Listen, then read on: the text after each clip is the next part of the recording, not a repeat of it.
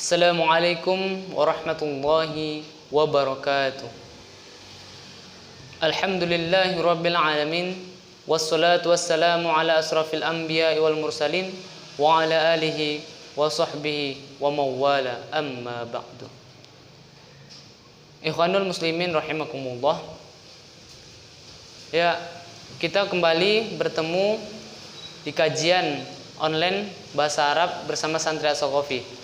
Di mana pada pembahasan minggu lalu kita telah membahas tentang ilmu nahwu dari kitab Nahwudhi jilid 1, di mana yang telah dikirimkan PDF-nya ke grup WhatsApp kita. Nah, kemudian kita masuk pada pembahasan bab yang kedua, yakni tentang ajzaul jumlah atau bagian-bagian kalimat. Ajzaul jumlah yang memiliki arti bagian-bagian kalimat. Dan juga saya mengucapkan terima kasih kepada ikhwanul muslimin sekalian yang telah mengerjakan tugas-tugas yang saya berikan, yang dimana ikhwanul muslimin sekalian ada sebagian yang sudah mengerjakan tugas dengan baik. Nah, saya mengucapkan terima kasih kepada ikhwanul muslimin yang telah mengerjakan tugas, dan ditunggu kepada ikhwanul muslimin yang belum mengerjakan tugasnya. Nah, kita masuk kepada bab kedua di dalam kitab Nahwudhi jilid 1, yakni ajzaul jumlah atau bagian kalimat. Nah, jadi di dalam suatu kalimat atau suatu kata itu dia terdiri dari beberapa bagian. Yang pertama disebutkan di dalam kaidahnya, al-kalimatu thalathatu anwa'in, ismun wa fi'lun wa harfun. Kalimat terbagi menjadi 3 bagian. Yang pertama isim, yang kedua fi'il, dan yang ketiga huruf. Nah, jadi di dalam suatu kalimat itu terbagi menjadi isim, fi'il, dan huruf. Kita akan membahas ini satu persatu. Yang pertama isim. Fal ismu kullu lafzin yusamma bihi insanun aw hayawanun aw nabatun aw jamadun aw ayyu syai'in akharin. Isim adalah setiap lafaz yang digunakan untuk memberi nama insanun, manusia atau seseorang, au hayawanun atau nama hewan, au nabatun atau nama tumbuh-tumbuhan, au jamadun atau nama suatu barang, dan lain sebagainya. Nah, jadi itulah yang disebut dengan isim. Nah, jadi isim ini adalah kata benda. Nah, singkatnya isim itu adalah kata benda, di mana kata tersebut tidak terikat dengan waktu. Ya, yang namanya juga kata benda itu tidak akan terikat dengan waktu, karena dia menunjukkan nama suatu benda, tidak menunjukkan keterkaitannya dengan waktu. Nah, contoh di sini, Raqiba Ibrahimu hisona. Nah, contoh dari isim dalam kalimat yang pertama ini adalah yang pertama Ibrahim. Kenapa? Ibrahim ini adalah nama seseorang, nama manusia, seperti yang dikatakan di sini, yusamma bihil insanun, nama seseorang. Nah, inilah Ibrahim adalah isim. Yang kedua apa? Hisona. Hisona ini juga isim. Kenapa? Dia adalah memiliki arti kuda, hisona. Jadi artinya adalah Raqiba Ibrahimul hisona. Ibrahim telah menunggang kuda. Dari ketika kita mengetahui maknanya, sudah dapat dipastikan bahwa ini adalah isim. Kenapa? Ya karena dia merupakan nama hewan. Nah, seperti yang pada kaidah yang telah dicantumkan bahwa setiap lafaz yang digunakan untuk menamai manusia atau seseorang atau hewan atau tumbuh-tumbuhan atau nama barang itu adalah yang disebut dengan isim. Nah, maka hisonun atau kuda adalah isim. Kemudian pokok kaidah yang ketiga, yakni yang kedua adalah tentang fi'il. Wal fi'lu kullu lafzin yadullu ala husuli amalin fi zamanin khassin. Fi'il adalah setiap lafaz yang menunjukkan atas terjadinya suatu perbuatan pada waktu tertentu, fi zamanin khassin. Nah, singkatnya fi'il itu adalah kata kerja. Nah, jadi fi'il atau kata kerja itulah setiap lafaz atau kata yang menunjukkan atas terjadinya suatu perbuatan pada waktu tertentu. Nah, jadi di dalam fi'il atau kata kerja itu memiliki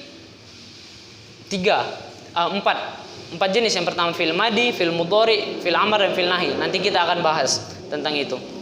Nah, kemudian kita lihat contohnya pada al-mithlu yang kedua. Contoh yang kedua.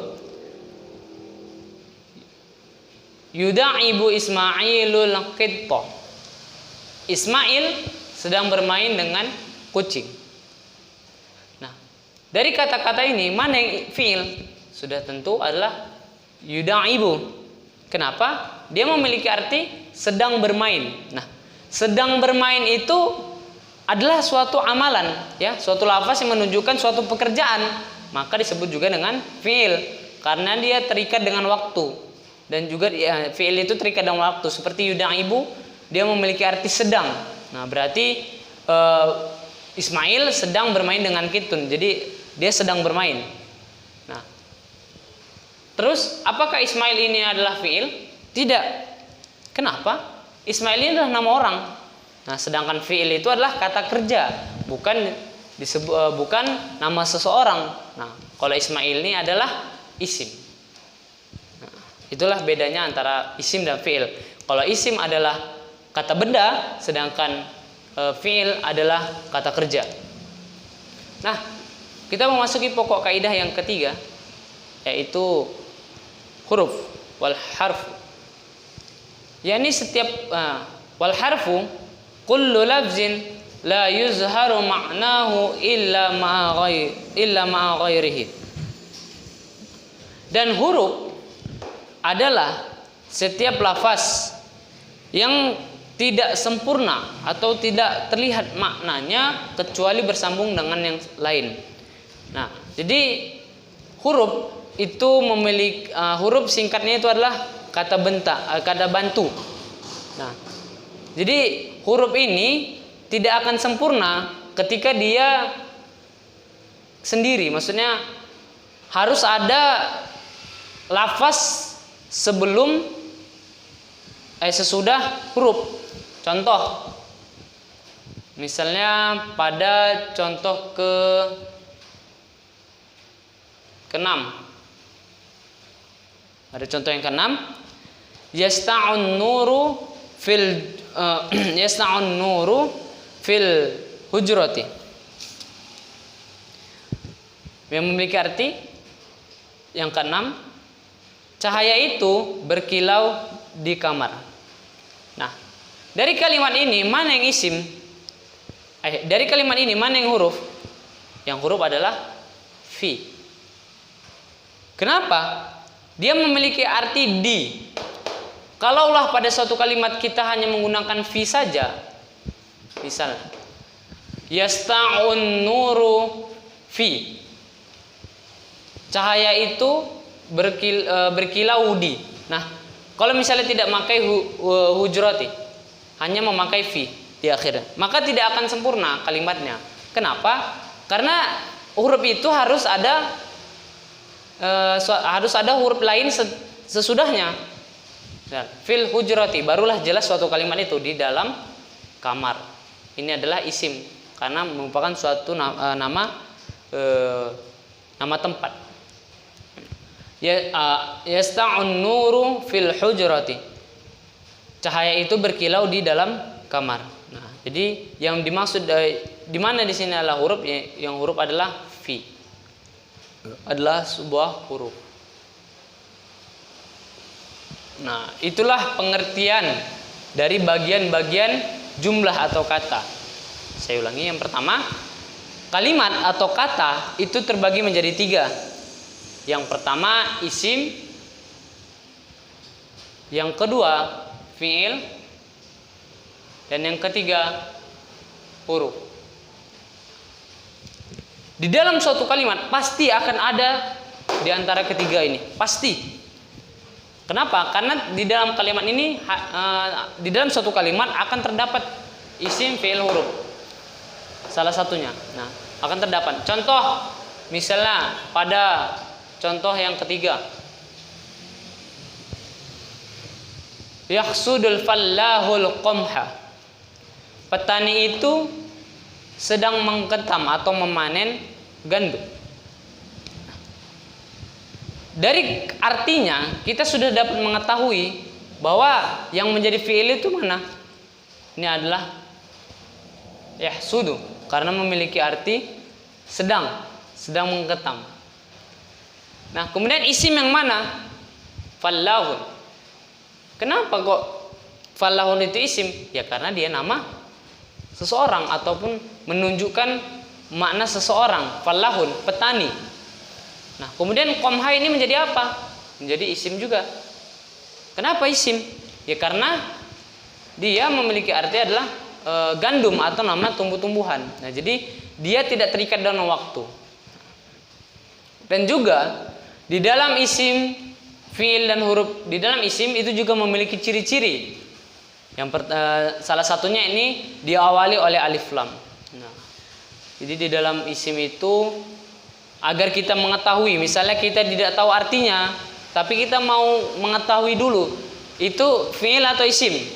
Yang pertama kita harus lihat ciri-cirinya, misalnya kalau ada alif lam di awalnya, nah, itu bisa dipastikan dengan isim.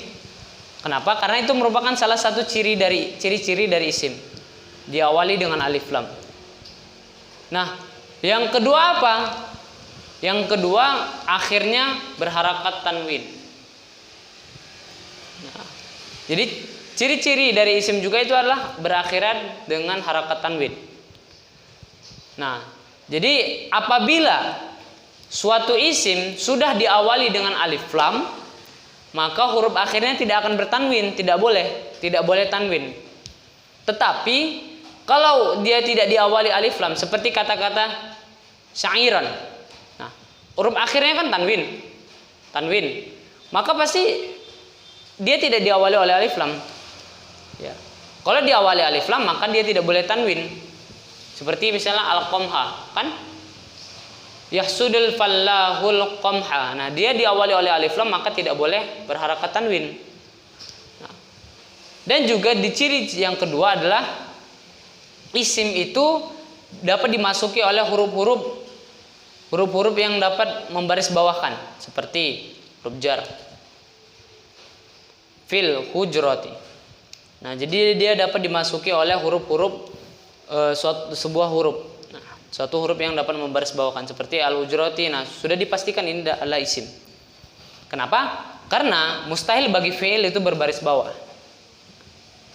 Berbaris bawah karena sendirinya, mustahil bagi sebuah fiil. Nah, jadi itulah bagian dari suatu kalimat. Nah, saya ulangi, jadi di dalam suatu kalimat atau kata itu memiliki 3 bagian. Yang pertama adalah isim, yang kedua fiil, dan yang ketiga adalah huruf. Nah, jadi ketika misalnya ikhwanul muslimin membaca suatu kata, misalnya doroba aliyul baba wa jidara.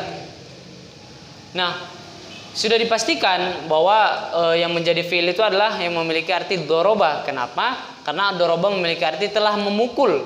Nah, itulah kata kerja. Nah, sudah dapat dipastikan itu adalah fiil. Sedangkan aliyun adalah isim karena dia nama orang, nama seseorang. Nah, al-baba juga isim. Kenapa? Dia nama benda.